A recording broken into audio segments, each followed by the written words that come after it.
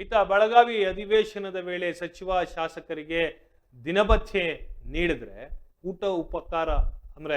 ಊಟೋಪಹಾರ ಕೊಡುವಂತಹದ್ದನ್ನ ನಿಲ್ಲಿಸಬೇಕು ಅಂತ ಮಾಹಿತಿ ಹಕ್ಕು ಹೋರಾಟಗಾರ ಭೀಮಪ್ಪ ಗಡಾದ ಅವರು ಆಗ್ರಹಿಸಿದ್ದಾರೆ. ಬುಧವಾರ ಬೆಳಗಾವಿನಲ್ಲಿ ಸುದ್ದಿಗೋಷ್ಠಿಯನ್ನು ಉದ್ದೇಶಿಸಿ ಮಾತನಾಡಿದಂತಹ ಹೋರಾಟಗಾರರು ಬೆಳಗಾವಿಯ ಚಳಿಗಾಲದ ಅಧಿವೇಶನದಲ್ಲಿ ಪ್ರತಿ ಬಾರಿಯೂ ದಿನಭತ್ಯೆಯನ್ನ ನೀಡಲಾಗ್ತದೆ ಅಂತ ಕೂಡ ಹೇಳಿದ್ದಾರೆ.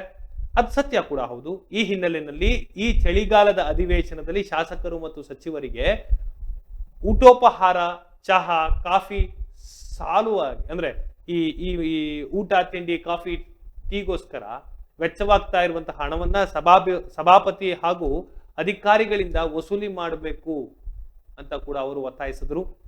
ಸುಮಾರು 10 ದಿನಗಳ ಕಾಲ ಅಧಿವೇಶನದಲ್ಲಿ ಊಟ ಉಪಹಾರದ ಖರ್ಚು ವೆಚ್ಚ ಸುಮಾರು 3 ಕೋಟಿ ರೂಪಾಯಿ ಆಗ್ತಾ ಇದೆ ಅಂತ ಕೂಡ ಅಂದಾಜಿಸಲಾಗಿದೆ. ದಿನವೊಂದಕ್ಕೆ ಒಬ್ಬ ಶಾಸಕರಿಗೆ 2500 ರೂಪಾಯಿಗಳ ದಿನಭತ್ಯೆ ನೀಡಲಾಗ್ತದೆ. ಈ ಹಣದಲ್ಲಿಯೇ ಶಾಸಕರು ಮತ್ತು ಸಚಿವರು ಊಟ ಉಪಚಾರಗಳನ್ನ ಸೇವಿಸಲಿ ಅಂತ ಕೂಡ ಅವರು ಹೇಳಿದ್ರು. ಯಾವ ಶಾಸಕರು ಸದನದ ಕಾರ್ಯಕಲಾಪಗಳಲ್ಲಿ ಕಡ್ಡಾಯವಾಗಿ ದಿನಪೂರ್ತಿ ಭಾಗವಹಿಸುವುದಿಲ್ಲವೋ ಅಂತಹ ಶಾಸಕರುಗಳಿಗೆ ಸರ್ಕಾರದಿಂದ ನೀಡಲಾಗ್ತಾ ಇರುವಂತಹ ವೇತನ, ಭತ್ಯೆಗಳು ಮತ್ತು ಇನ್ನಿತರ ಸೌಲಭ್ಯಗಳನ್ನ ನೀಡದಂತೆ ಕ್ರಮ ಕೈಗೊಳ್ಳಬೇಕು ಅಂತ ಕೂಡ ಗಡಾದ ಅವರು ಆಗ್ರಹಿಸಿದ್ರು. ಅಲ್ಲದೆ ಇಂತಹ ಶಾಸಕರು ದಂಡದ ರೂಪದಲ್ಲಿ ದಿನವೊಂದಕ್ಕೆ ಇಂತಿಷ್ಟು ಹಣವನ್ನ ಸರ್ಕಾರಕ್ಕೆ ಪಾವತಿಸಬೇಕು ಎಂಬ ಕಠಿಣ ನಿರ್ಧಾರಗಳನ್ನ ಕೈಗೊಳ್ಳಬೇಕು ಎಂದು ಅವರು ಹೇಳಿದ್ರು. ಶಾಸಕರ ಗೈರು ಹಾಜರಿಯನ್ನ ಗಂಭೀರವಾಗಿ ಪರಿಗಣಿಸಬೇಕು ಮತ್ತು ತೆರಿಗೆದಾರರ ಹಣವನ್ನ ದುರುಪಯೋಗ ಪಡಿಸುತ್ತಿರುವುದನ್ನ ತಡೆಯಬೇಕು ಎಂದು ಗಡಾದ ಅವರು ಅಭಿಪ್ರಾಯಪಟ್ಟರು. ಸಾರ್ವಜನಿಕ ಹಣದ ಮಿತವ್ಯಯ ಮತ್ತು ಜವಾಬ್ದಾರಿಯುತ ಬಳಕೆಯ ಮಹತ್ವವನ್ನ ಅವರು ಈ ಸಂದರ್ಭದಲ್ಲಿ ಒತ್ತಿ ಹೇಳಿದ್ರು. ಅವರ ಈ ಹೇಳಿಕೆಗಳು ಸಾರ್ವಜನಿಕ ವಲಯದಲ್ಲಿ ಚರ್ಚೆಗೆ ಗ್ರಾಸವಾಗಿದೆ.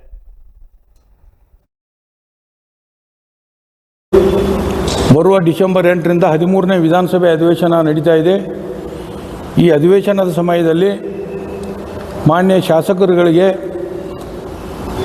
ಸರ್ಕಾರದಿಂದಲೇ ಉಚಿತವಾಗಿ ಊಟ ಉಪಹಾರಗಳನ್ನು ಕೊಡ್ತಾರೋ. ಅದಕ್ಕೆ ನಮ್ಮದೇನಪ್ಪ ಪ್ರಶ್ನೆ, ಸಾರ್ವಜನಿಕರ ಪರವಾಗಿ ಮಾನ್ಯ ಶಾಸಕರುಗಳಿಗೆ ಅಧಿವೇಶನ ಸಮಯದಲ್ಲಿ ದಿನಭತ್ಯೆಗಳನ್ನು ಕೊಡ್ತಾರೆ. ಆ ದಿನಭತ್ಯೆಯನ್ನು ಅವರಿಗೆ ಊಟ ಉಪಹಾರಕ್ಕನ್ನು ಕೊಡ್ತಾರೋ.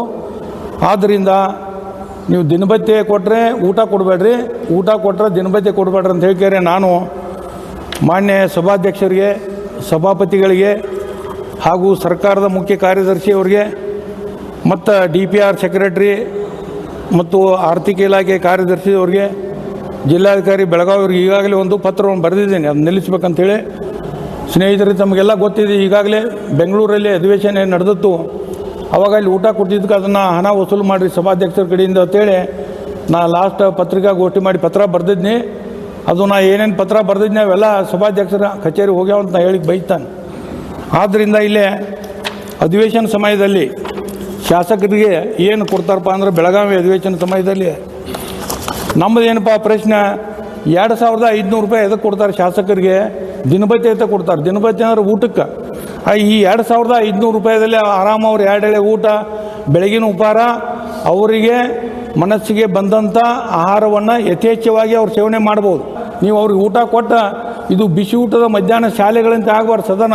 ಅದೇನು ಸಣ್ಣ ಮಕ್ಕಳವರು ಊಟ ಕೊಡ್ತೀವಿ, ಪೇಪರ್ ಮಂಟಿ ಕೊಡ್ತೀವಿ ಅಂತ ಹೇಳ್ತಾರೆ. ಅದಕ್ಕೆ ನಮ್ಮದೇನು ನೆಂತಿದೆ, ಮಾನ್ಯ ಸಭಾಧ್ಯಕ್ಷರಲ್ಲಿ ಹೇಳ್ತಾನೆ, ನಿಮ್ಮ ವೇತನ ಭತ್ಯೆಗಳನ್ನ ಹೆಚ್ಚು ಮಾಡ್ಲಿಕ್ಕೆ ಹೆಂಗೆ ಕಾನೂನು ರೂಪಿಸ್ಕೊಂಡಿರಿ, ಹಂಗೆ ಕಾನೂನು ರಚನೆ ತರಬೇಕು. ಏನಪ್ಪ ಅಂದ್ರೆ, ಯಾವ ಶಾಸಕರು ಸದನದ ಕಲಾಪಗಳಲ್ಲಿ ಪ್ರತಿದಿನ ತಪ್ಪದೆ ಹಾಜರಾಗುವುದಿಲ್ಲ ಅಂಥವ್ರಿಗೆ ಸರ್ಕಾರದಿಂದ ನೀಡುವಂಥ ಯಾವುದೇ ಸೌಲಭ್ಯಗಳನ್ನ ಕೊಡುವುದಿಲ್ಲ ಅಂತೇಳಿ ಕಠಿಣ ನೇಮ ಮಾಡ್ರಿ.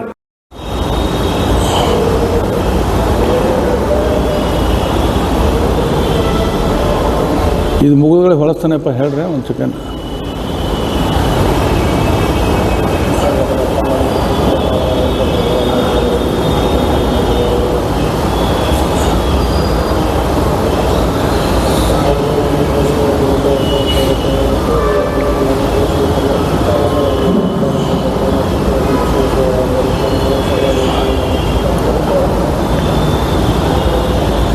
ಇನ್ನೊಂದು ಜೀಟ್ ಐತೆ ಹಿಂದೆ ಅಂದ್ರೆ ನಿಮ್ಗೆ ಒಂದು ಪೇಜ್ ಸಿಕ್ಕಾಬಿಡ್ತೈತೆ ಪೂರ.